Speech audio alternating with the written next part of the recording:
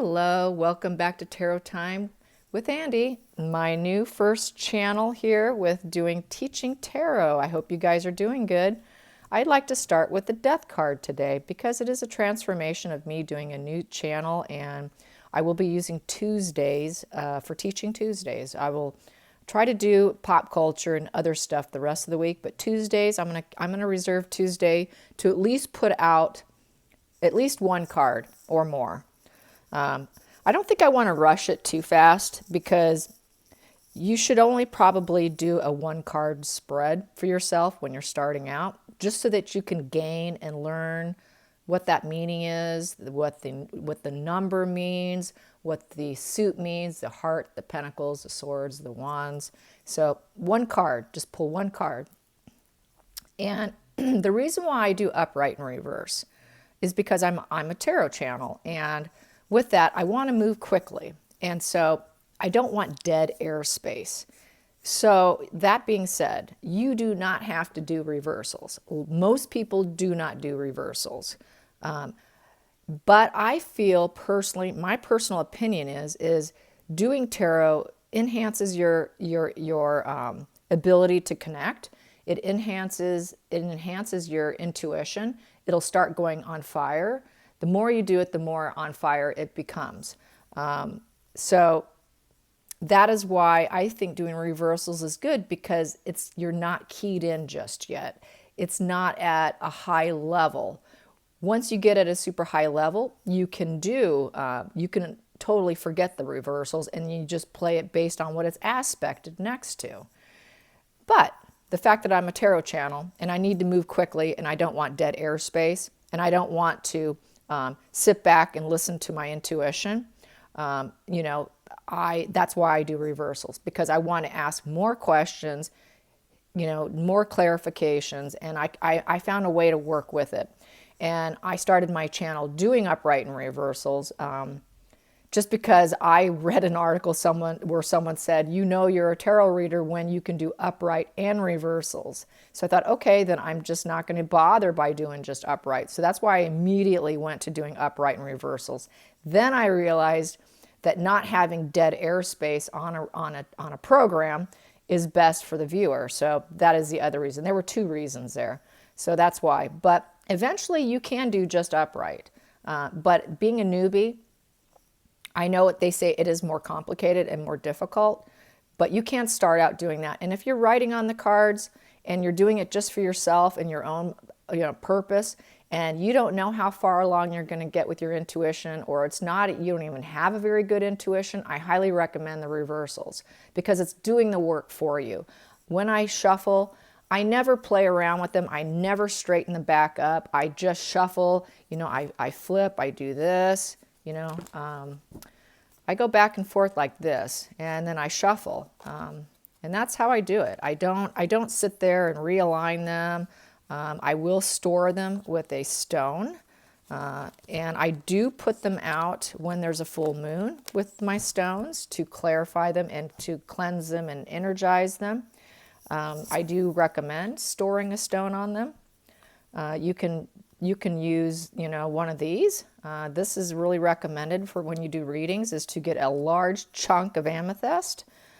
You should have it by a little area. You should create a little area. It doesn't have to be big. Like, this is actually quite small, you guys.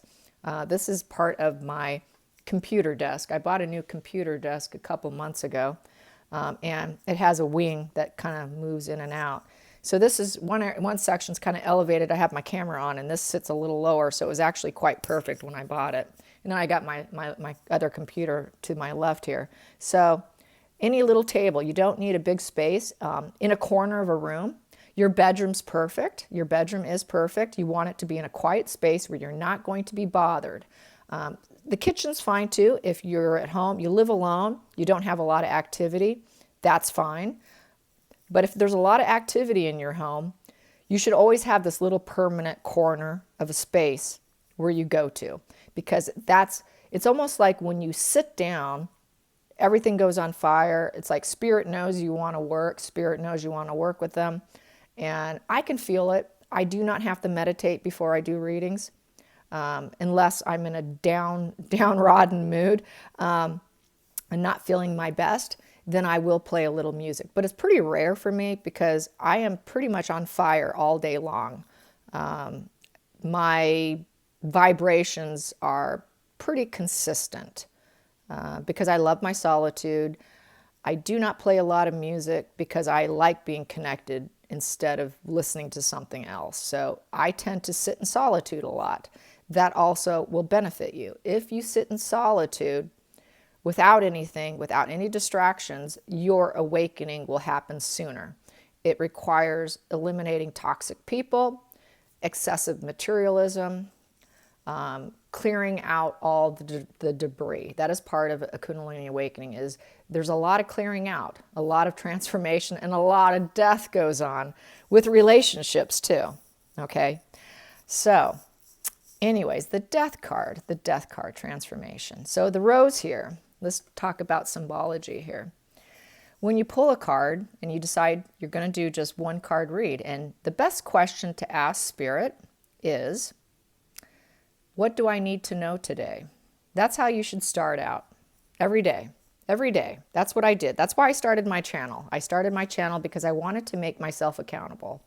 Like I said, I had the Kundalini awakening, I had the vibrations, but I had absolutely zero knowledge of tarot. So that's why I did the Clio deck and I wrote on them. And that's why I launched a channel, because I wanted to talk about narcissism with that woman that starts with MM. And I wanted to be accountable, and I figured if I can have a few people watching me a day, that would be great. At least I'm accountable and I'm learning a new skill. And so I did the upright and reversals because I read that's what you need to do in order to be a professional. So I did set an aim that one day I'm going to be a professional reader, not knowing where my channel would lead. So do your upright and reversals because your intuition's not on fire yet. And if you haven't had a Kundalini awakening, I highly recommend the upright and reversals. I know a lot of teachers out there, a lot of big programs don't do it, but I disagree. I personally disagree because I've been through the process, and I think the reversals are necessary if your intuition's not on fire. You really do need the reversals because it's doing the job for you, and you don't need to reshuffle where it was the day before you leave it. You just play around, reshuffle, move them around, and then get going. And it will work out. I trust the process. It will work out. So here we go. We're at the death card. So take a Sharpie pen, any Sharpie pen, a black Sharpie pen. And obviously we know what death is in the upright, so I did not put any meaning. I just have, as you could see, the reversal. And so that is destroyed, stuck, and feeling hopeful. And it's also someone who has an inability to change. They don't want to change because they like the way things were before. So, and that is what you would want to mark on your card. In the reverse with the death card is inability to change, destroyed, stuck, hope. Just put some keywords on there. And you don't have to use those keywords. You can pick your own or something very similar with the same meaning. Whatever you're comfortable with. Some of the symbology here. With this deck here, this is a more updated version. This is more your old-fashioned from the 80s, 70s, probably original image. But they did enhance the image. And the horse represents, movement, getting out of territory, moving on. This lady here represents, accepting death. She's she's sort of sitting here going, she is begging for mercy. She's begging for mercy. This one here, this child is handing the skeleton a rose. She's handing him a rose and in peace offering, sort of. And she's sort of accepting her fate. And this one here is all like leaning back, and she's like, oh my God. So she's more accepting of it. This one's kind of asking for forgiveness. This one's trying to offer like a sort of a peace offering. And then we have the rose. The white rose represents purity, and we have the sun here, the sun. And the sun is a new beginning. That's the seeding of a new beginning. Change is happening. We also have water here. getting out of the emotions, tromping through it, getting out of those emotional waters. And so that's the symbology of this card. And then we have here, there's a guy here laying down here, and that is the king. And that is basically death comes to all. Death will come to all. So that's the symbology of the card. And that, when you do pull your one card, you say, okay, I'm going to do a spread today. Wake up highly recommend you do it in the morning. If you're capable, have your first cup of coffee, do it ASAP as soon as you wake up, because that is when you're going to be most relaxed. That is when you're going to probably be your best. I found that doing readings first thing in the morning, I was always on point. Later through the day, you've got other people's energies, other people interfering with you, you've got responsibilities, and that's going to knock you down. That will take your vibrations, and it will literally take it apart. And when I first had my awakening, I would be super vibration whenever I was alone, which I do spend a lot of alone time. And it was fine. But the minute I would get around other people, my vibes would tank. My mood would tank. I wouldn't feel those beautiful wonder little tingles in my head, because I get little tingles. It literally feels like there's butterflies in my head. I will feel literally like it's like a lotus flower opening up on my crown chakra. It feels like sometimes someone's touching my face on my cheeks, and I get that whole tingling sensation in my head. That will tank. If I go to a party, I'm around a bunch of people, guess what happens? It's not there. It goes away. If I'm in a busy bar or restaurant, it's not going to be there. So doing readings for people in large public places, in my opinion, is a huge no-no. It needs to be in a spiritual spot, preferably in like a corner of a room. Your bedroom is perfect. If you can get, even if it's just a little card table, get a little card table. You don't have to have a huge space with a little stool. A little stool on a card table is all you need, in all honesty. And I would get, if you can, get yourself one of those. The amethyst. Get yourself a giant chunk and put that on a little card table in a corner of a room. And that's really all you need. And a candle. A candle, an amethyst. Even if you get a smaller one, that's fine. You can get a little small one. A little small stone. You can even get clear quartz. Clear quartz would work. So clear quartz or amethyst is what I recommend. I also recommend wearing moldavite. It's a green stone necklace that I wear all the time. And it's green. It's very fragile, so it needs to be put in like a silver mounting. I got mine from a spiritual shop, and so I recommend wearing moldavite. But then I recommend amethyst or clear quartz while doing readings. And some of these other ones are just chakra stones that I have. I will place these on top of my cards many times, and I do put them out at full moons to energize my stuff, and so that helps too. And it also keeps them from blowing away or losing a card. So I always keep them out of the box, and I always keep them in my spiritual space, which is in my bedroom at the end of my bed. I'm literally at the end of my bed right here. So first thing in the morning is really the best time, especially when you're starting out, because your energy is going to really tank during the day, especially in the beginning for you. It's a process. It doesn't happen overnight. I am about 2.5 years into my awakening. It happened suddenly. It was a sudden one. And it was a very bizarre beginning in how it started. It started from going to a couple, I went to a couple burial sites, old cemeteries with a friend of mine. And that's how my process actually got started, which is really bizarre. And one of them followed me home that night. And I got followed home.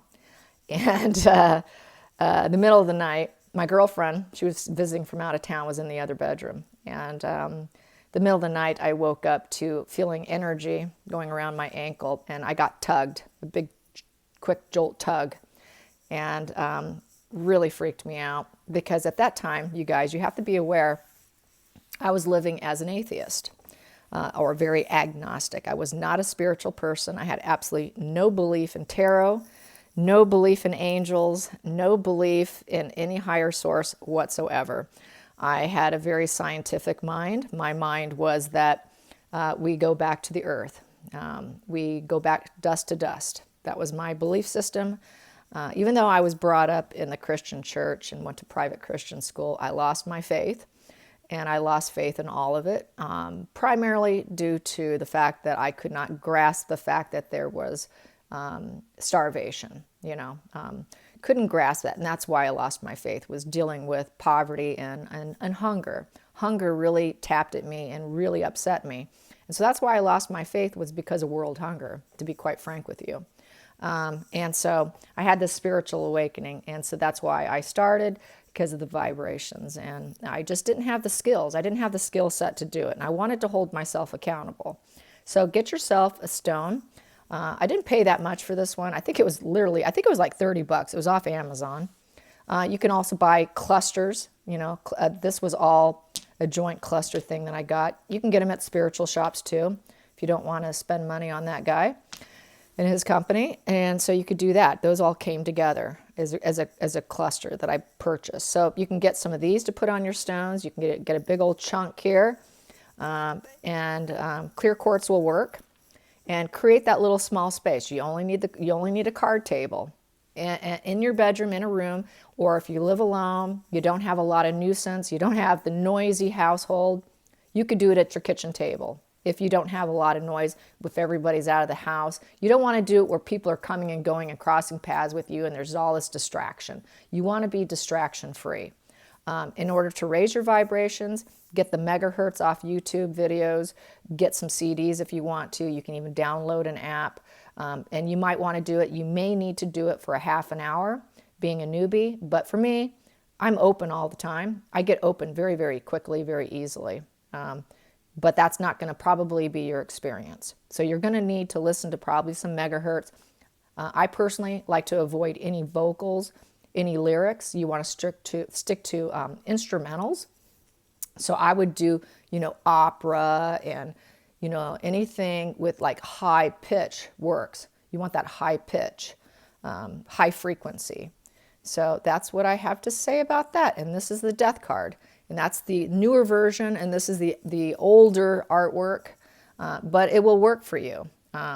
So, Death, you start out with this. When you get better, then buy something like this. But for starters, write on them. Don't be embarrassed of it. Do it for your friends, your family, for yourself. Practice. Do it every day. But start by just pulling one card. And that question that you need to ask, what do I need to know today? What do I need to know today?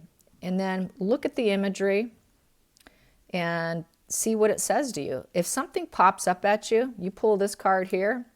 And for me, when I looked at this and I pulled this today, when I started, I had one other video I was working on, and then the dog started barking, so I had to push play again and start all over. So the water got to me. And that is because I am going through something emotionally within the family right now. So I looked at the water. Yeah, that is definitely, that my mind just went right straight to that blue in the card. And it's because it's an emotional situation. So focus on, find what's drawing your attention to the card. There's not going to be a lot with this, but this is a learning deck. But if you are going to take the plunge and get one of these, you do have more to play with in terms of imagery and what draws your attention. And that is your intuition tapping into you and saying, knock, knock, knock, hello, pay attention to me. And that is the symbology that you need to focus on. That's the message that you need to stick with. And don't question it. Never question it. You just go with it. You may not understand until maybe you pull yet a second card, and then maybe it'll make sense to you. So we'll start with one card. If you do understand tarot, do a 3-card spread. And then you work them together to make more sense of the situation. But start with one card and ask yourself, what do I need to know today? What do you want me to know today? And that is really the way you start. That's the starting ground of learning tarot and opening up your intuition and play a little music. And like I said, this is not something you do in public places. You don't do it around people. You really got to have that private space. And if you do a bicycle card, these little bicycle cards, excuse me, the 4 of spades is your coffin card. There's lots of room to write there, and you can write coffin on it. And you can do a reversal. You know, you could draw a line in it, or you can just do, you know, you could flip the card upright, reverse. So that way, wherever it lands, and then you write the meaning, you don't have to pull out a book, you don't have to look things up, and you can just quickly go through it. And boy, was I having fun. I would spend hours doing it. I'm forewarning you, it's addicting, okay? It's so much fun, it's addicting, because you're going to want to know everything about everybody in your family, or your neighbors, or the job, or how things are going to unfold. So having that is fantastic. So even the cheap couple dollar deck, bicycle deck, but you know what, to be quite frank with you, you might as well go for the Clio deck, because this is only $10. This is a $10, like a $10 deck. You know, a bicycle deck can cost, you know, $4. So as far as I'm concerned, you're better off buying the Clio deck. But if you already have a deck sitting around and it's not being used, hey, have at it. Go for the regular one. But do that. As far as the price difference, not much. Get the Clio deck. And those are on Amazon, Etsy. They're pretty much available anywhere online, and so affordable. So that's why I recommend that. So yeah, and it's fun. You're going to have a blast with it. Writing with the Sharpie pen. So just get a nice, fresh, sharp Sharpie pen. I don't use the super fine ones, because the fine ones, you won't see your writing too well. So it's this one. It's just your normal Sharpie, and it's 2 sides. And I typically use the thicker side. And this one's not quite so pointy, because I've used it a lot. So yeah, so it does have the 2 sides. But I don't use the fine side, because it's not big enough for me.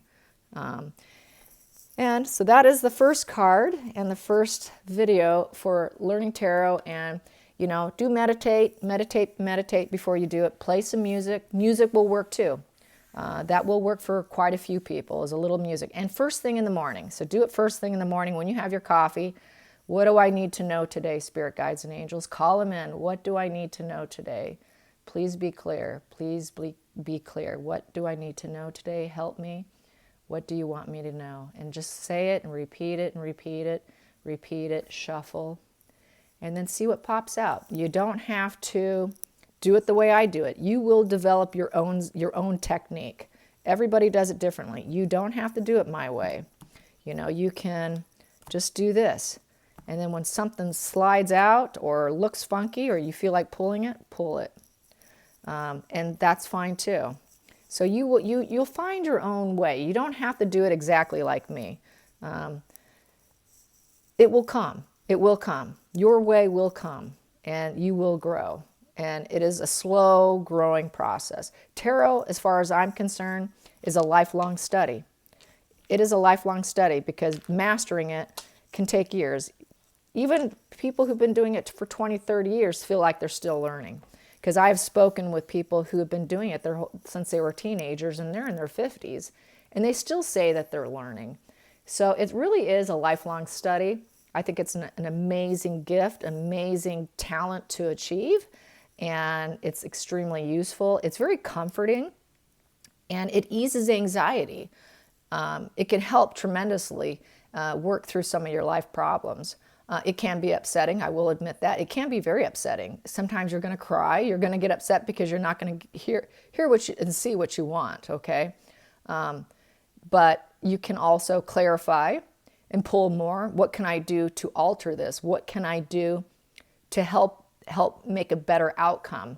And so it gives you answers for that too. So it's almost like it replaces the need for a psychotherapist or even a girlfriend to cry your heart out on, because the tarot will help you. It really does. I'm incredibly grateful for it. I feel incredibly blessed that it came into my life, and I'm hooked for life. I'm absolutely hooked for life, and I hope that you will too. And I hope it helps you in your life and your life path. And you can do it. You just have to open up your intuition, and that will be done through a slow growing process. So I hope you enjoyed this. Until next time, like and subscribe. Bye.